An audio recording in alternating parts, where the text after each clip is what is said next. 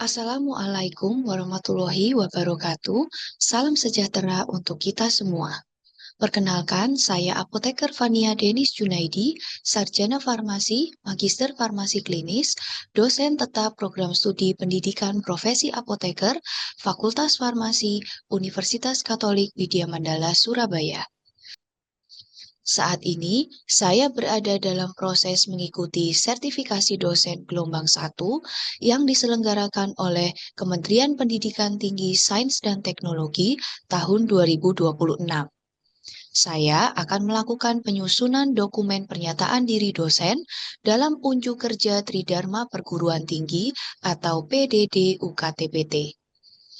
Pada kesempatan ini, saya akan memaparkan salah satu mata kuliah yang saya ampu, yaitu mata kuliah Farmakoterapi 1. Mata kuliah Farmakoterapi 1 merupakan mata kuliah wajib pada program studi S1 Farmasi dengan kode mata kuliah PHR 213. Mata kuliah ini memiliki bobot sebesar 2 SKS dan akan ditempuh oleh mahasiswa pada semester 4. Mata kuliah ini diikuti oleh mahasiswa yang telah menempuh mata kuliah Farmakologi 1 dan diambil secara bersamaan dengan mata kuliah Farmakologi 2. Dengan demikian, diharapkan mahasiswa telah memiliki dasar yang memadai terkait prinsip kerja obat sebagai dasar pembelajaran pada mata kuliah farmakoterapi. Proses pembelajaran dilaksanakan secara blended learning dengan mengombinasikan metode ceramah kuliah dan case study. Untuk mendukung pembelajaran, saya memanfaatkan Learning Management System yaitu Siakat Edlink. Kedua platform ini saya gunakan untuk membagikan RPS, pokok bahasan, kontrak perkuliahan, mendistribusikan materi serta referensi, melakukan presensi perkuliahan, mengelola pengumpulan tugas, menyampaikan pengumuman dan hasil penilaian, serta memfasilitasi komunikasi antara dosen dan mahasiswa selama proses pembelajaran. Selanjutnya, saya akan menjelaskan deskripsi mata kuliah Farmakoterapi 1.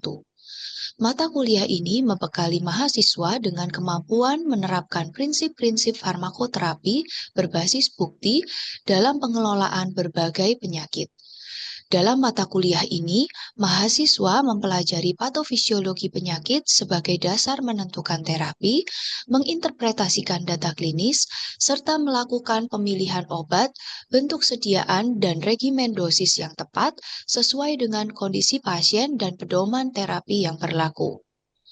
Selain itu, mahasiswa juga dilatih untuk menyelesaikan studi kasus klinis, melakukan penelusuran literatur ilmiah, mengidentifikasi dan menyelesaikan drug-related problems, serta memberikan komunikasi, informasi, dan edukasi kepada pasien sebagai bagian dari pelayanan kefarmasian yang berorientasi kepada pasien.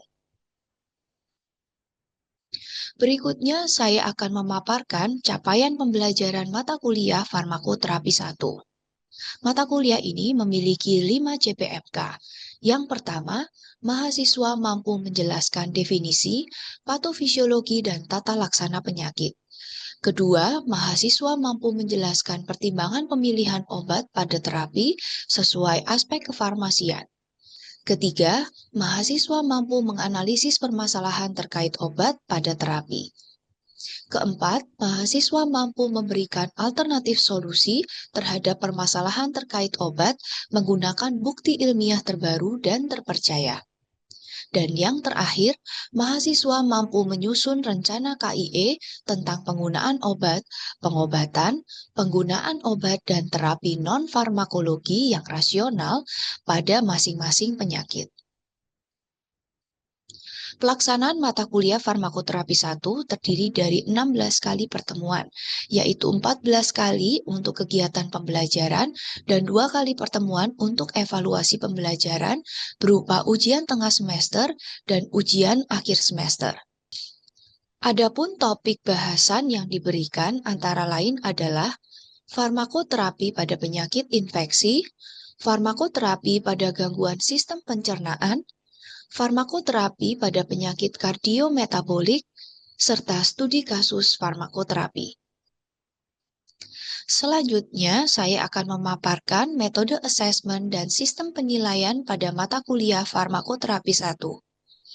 Komponen penilaian terdiri dari 10% nilai tugas, 10% nilai kuis, 20% nilai case study yang terdiri dari 50% nilai modul dan 50% nilai presentasi, 30% nilai ujian tengah semester, dan 30% nilai ujian akhir semester. Dalam setiap proses asesmen, saya selalu menggunakan rubrik penilaian yang jelas dan terstruktur, serta melakukan pemberian umpan balik kepada mahasiswa untuk memberikan informasi mengenai hasil belajar yang telah dicapai. Berikut merupakan beberapa daftar pustaka yang saya gunakan sebagai referensi utama dalam mata kuliah farmakoterapi 1. Referensi-referensi tersebut telah saya bagikan kepada mahasiswa melalui LMS Edlink. Selanjutnya, mari kita simak video pembelajaran mata kuliah farmakoterapi 1 berikut ini. Baik, selamat siang kepada teman-teman mahasiswa yang pada siang hari ini mengikuti mata kuliah farmakoterapi 1. Sebelum kita mulai perkuliahan, mungkin kita mulai dulu dengan doa sesuai agama dan kepercayaan masing-masing. Berdoa dipersilahkan. Baik, cukup. Baik, untuk pertemuan hari ini, saya akan menyampaikan mata kuliah farmakoterapi tentang tuberkulosis.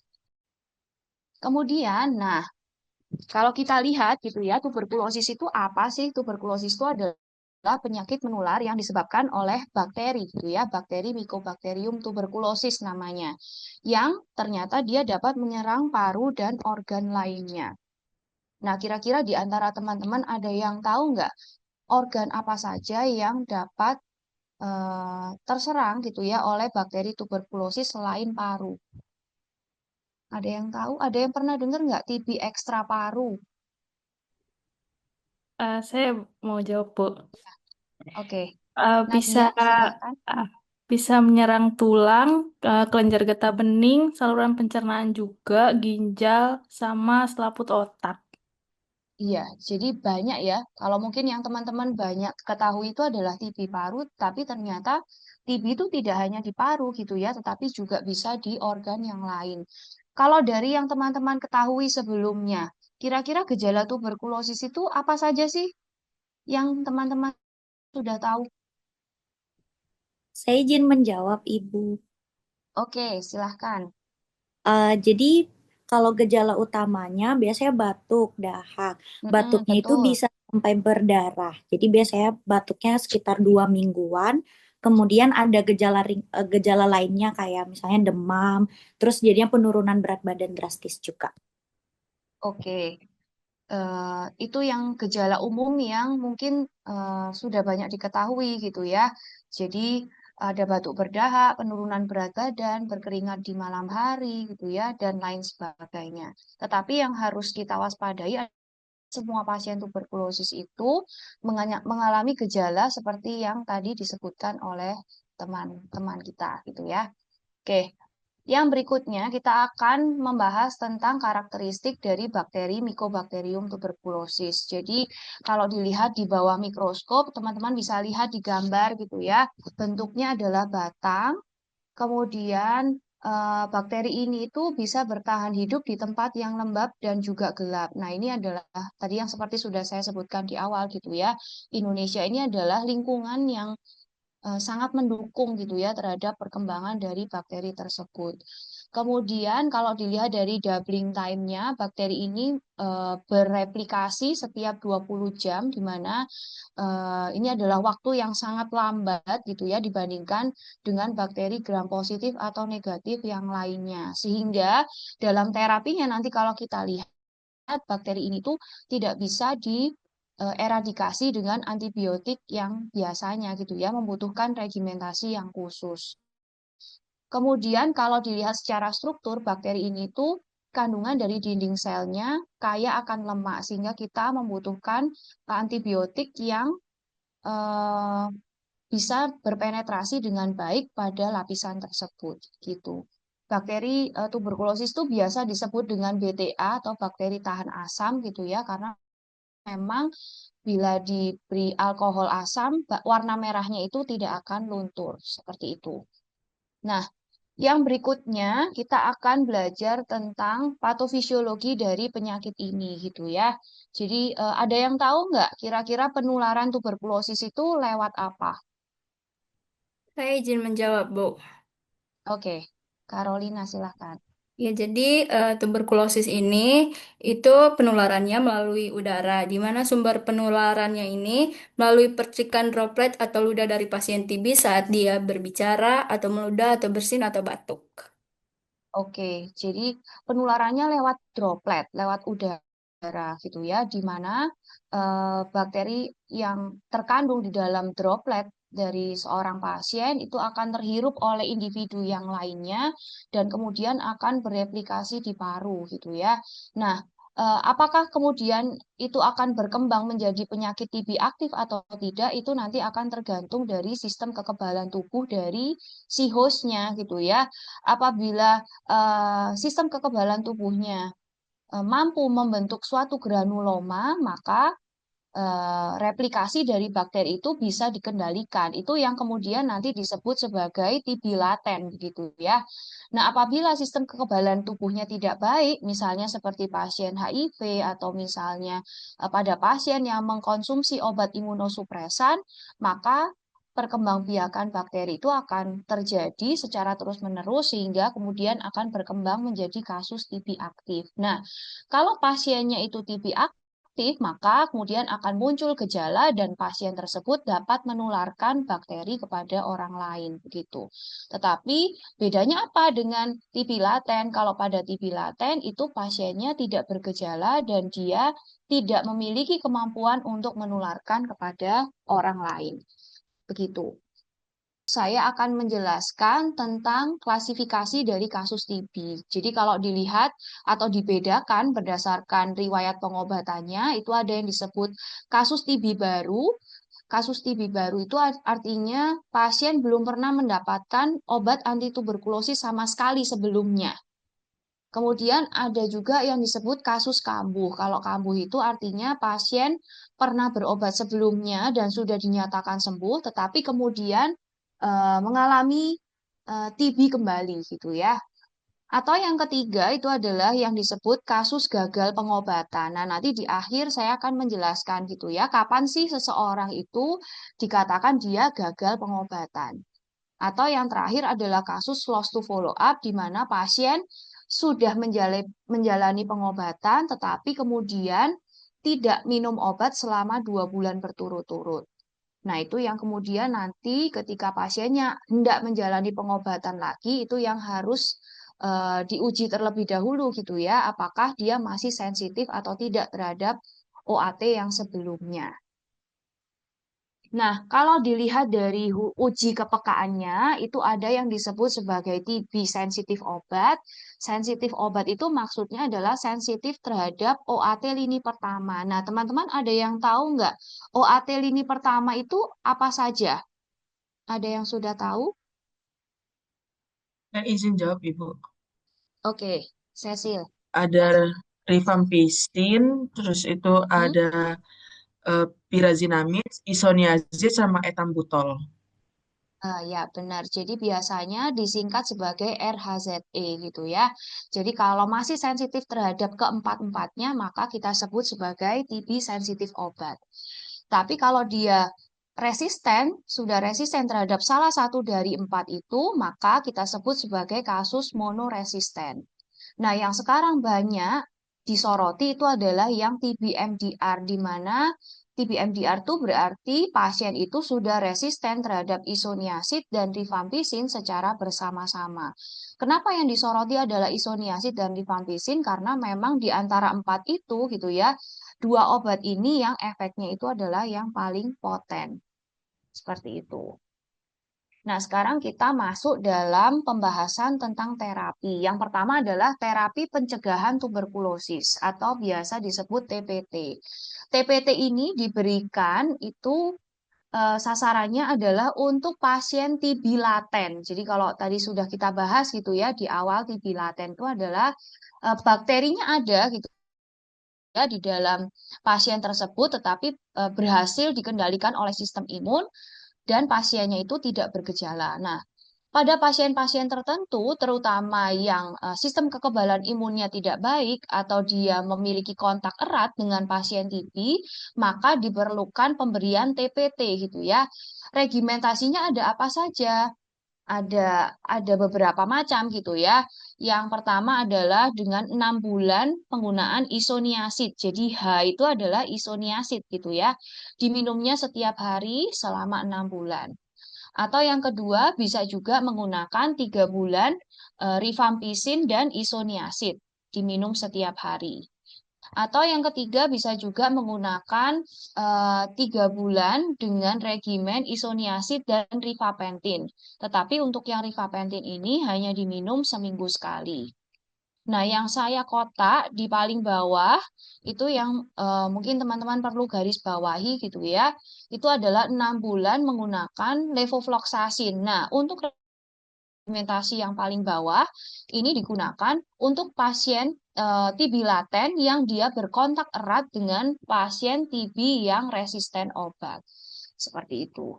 Jadi kalau 3 yang sebelumnya saya sebutkan itu untuk TPT, kalau dia berkontak dengan pasien TB yang sensitif obat, tetapi yang paling bawah itu untuk yang kalau dia berkontak erat dengan pasien TB yang resisten obat. Nah, yang berikutnya ini adalah panduan pengobatan untuk kasus TB aktif tetapi dia yang masih sensitif obat. Nah, yang pertama saya akan jelaskan dulu bahwa dalam pengobatan TB itu ada dibagi menjadi 2 fase begitu ya. Ada yang disebut sebagai fase intensif. Fase intensif itu tujuannya adalah untuk menurunkan bakterial load. Biasanya fase intensif ini akan diberikan selama 2 bulan gitu ya. Nanti akan saya jelaskan 2 bulan itu, selama 2 bulan itu apa saja sih obat yang akan digunakan. Nah, targetnya pada fase intensif itu adalah eh, mengubah gitu ya, dari yang tadinya pasien itu hasil pemeriksaannya BTA-nya positif, di akhir bulan kedua itu harapannya BTA-nya sudah berubah menjadi negatif. Nah, kemudian untuk yang fase lanjutan itu kemudian akan diberikan selama 4 bulan.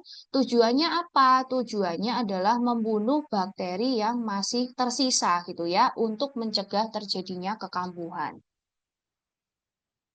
Nah, pengobatan TB itu diberikan secara KDT atau kombinasi dosis tetap gitu ya. Tujuannya apa? Tujuannya adalah untuk menurunkan resiko resistensi obat dan yang kedua adalah meningkatkan kepatuhan pasien karena satu obat sudah terdiri dari beberapa jenis bahan aktif gitu ya sehingga akan mempermudah pasien untuk meminum obat.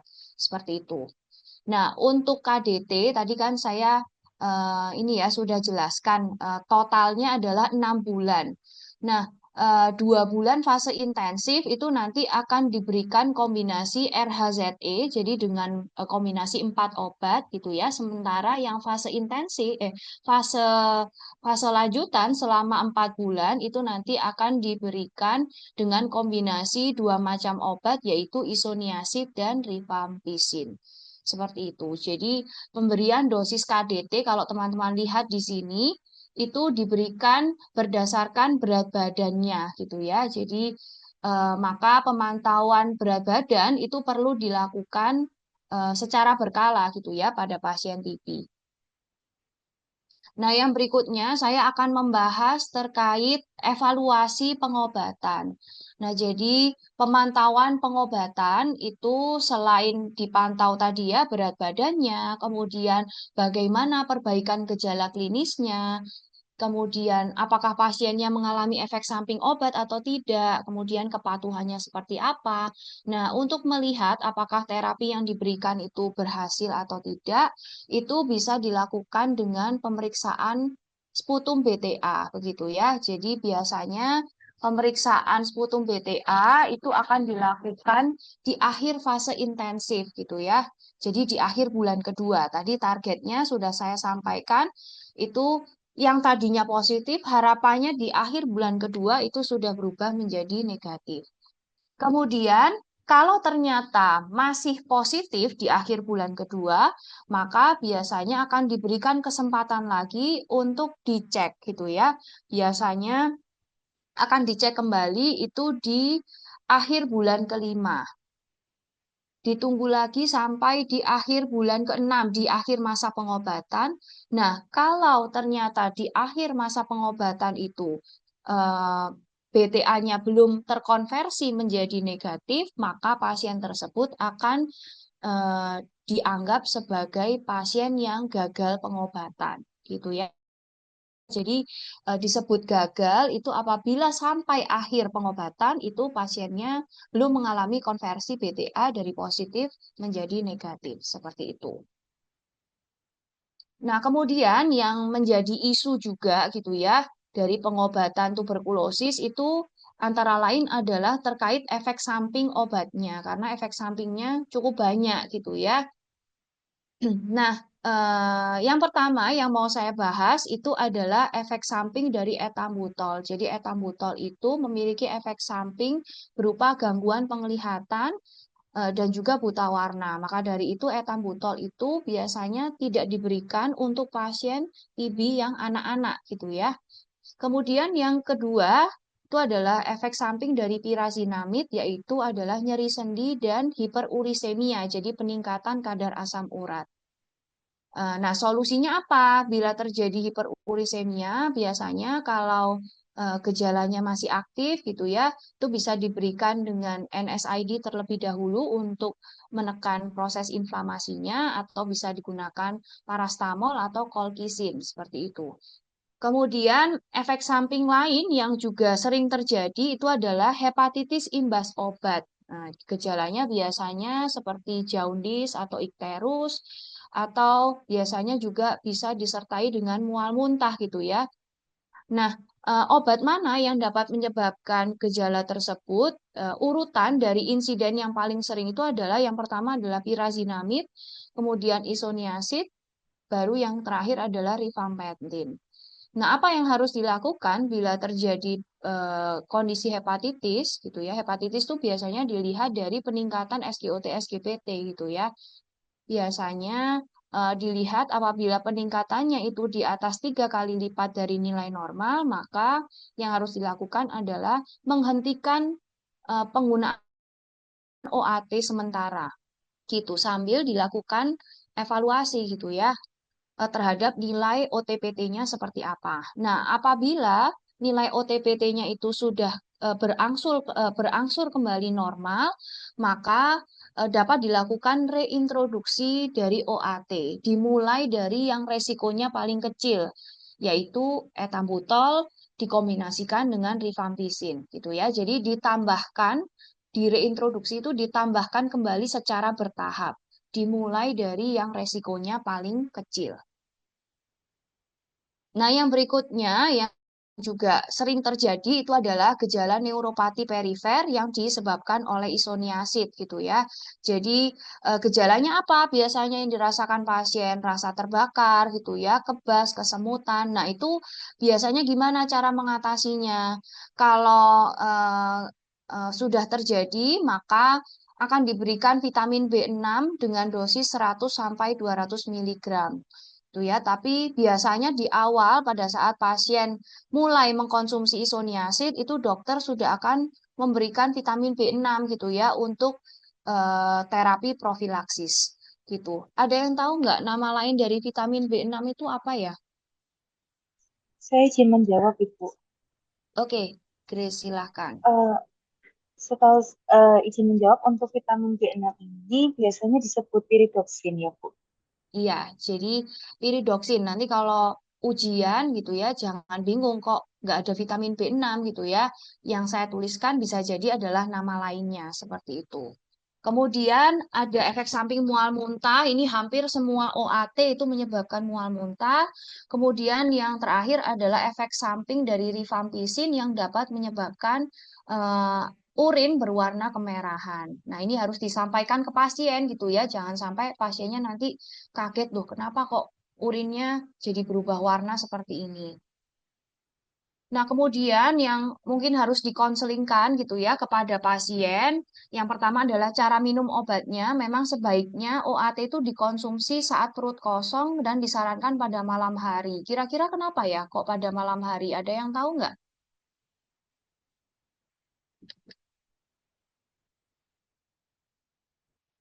Grace mungkin bisa menjawab, kenapa kok ya? Kenapa kok diminumnya disarankan di malam hari? Ini terkait efek sampingnya tadi. Mungkin saya izin menjawab, Ibu. Ya, boleh. Ian. Eh, Ya, Bu, tadi juga sempat disebutkan bahwa ada efek samping mual muntah dan pusing, Bu, ya. Jadi makanya disarankan diminumnya sebelum tidur. Oke, jadi supaya tidak mengganggu aktivitas gitu ya, maka disarankan diminum di malam hari. Kemudian yang juga perlu eh, diinformasikan gitu ya kepada pasien, terutama kalau pasiennya sedang menggunakan obat lain, nah itu adalah terkait interaksi obatnya. Jadi rifampicin utamanya itu adalah obat yang bersifat sebagai enzim inducer gitu ya. Jadi dia bisa mempercepat metabolisme dari obat yang lain. Kemudian yang berikutnya adalah isoniazid. Isoniazid itu efeknya sebaliknya gitu ya. Jadi dia merupakan enzim inhibitor sehingga dapat memperlambat metabolisme dari obat lain. Seperti itu. Jadi kalau pasiennya menggunakan misalnya obat dengan indeks terapeutik yang sempit, nah maka harus hati-hati gitu ya. Kemudian yang perlu ditekankan juga itu adalah terkait kepatuhan pasien supaya tidak terjadi resistensi obat seperti itu ya, dan diingatkan kapan waktunya pasien untuk melakukan pemeriksaan BTA. Seperti itu. Nah, ini adalah daftar pustaka yang saya gunakan. Nah, yang selanjutnya saya ingin memberikan kuis gitu ya untuk mengevaluasi pembelajaran kita pada hari ini. Nah, latihan soal yang pertama bisa dibaca gitu ya soalnya. Jadi yang ditanyakan adalah tujuan dari penggunaan antibiotik secara kombinasi pada kasus TB itu apa? Mungkin ada yang bisa bantu menjawab? Saya Siapa yang izin mau bantu menjawab, Ibu. jawab? Oke, Bianca, silahkan. Untuk nomor 1 ini jawabannya itu B, Bu. Untuk mengurangi resiko resistensi antibiotik. Ya, benar ya. Jadi kalau meminimalkan efek samping enggak, karena justru kalau obatnya semakin banyak, maka efek sampingnya tadi kita lihat juga semakin banyak gitu ya. Jadi jawabannya adalah yang B. Kemudian yang kedua, nah ini yang ditanyakan adalah terkait terapi profilaksis gitu ya. Untuk bayi yang berusia 5 bulan, dokter ingin mencegah penularan dari ibu ke anak. Nah, kira-kira kalau pengobatannya tunggal gitu ya, kira-kira obat apa ya yang bisa direkomendasikan? Ada yang tahu? Saya mau coba jawab, Bu. Jawab, Oke, Bu. Jenny, Oh, silakan. iya. Yang B, Bu. Yang Isoniazid. B. Oke. Yang isoniazid tadi ya selama 6 bulan. Oke, yang berikutnya. Em, dari soal ini yang ditanyakan adalah, nah, pasien mengeluhkan adanya penurunan ketajaman penglihatan. Kira-kira ini disebabkan karena obat yang mana ya? Ada yang masih ingat nggak? Izin menjawab, Ibu. Ya. Untuk efek samping terkait gangguan penglihatan mata ada di obat etambutol. Oke, terima kasih Alicia yang etambutol ya. Apakah ada pertanyaan yang lain? Kalau tidak, mungkin bisa kita akhiri perkuliahannya. Selamat siang, Terima Ibu. kasih semuanya. Selamat siang. Ibu. Terima Terima kasih, Bu. kasih, Selamat Bu. Terima kasih, siang. Bu. Terima kasih. Dan Bu, Terima kasih, selamat Ibu. siang.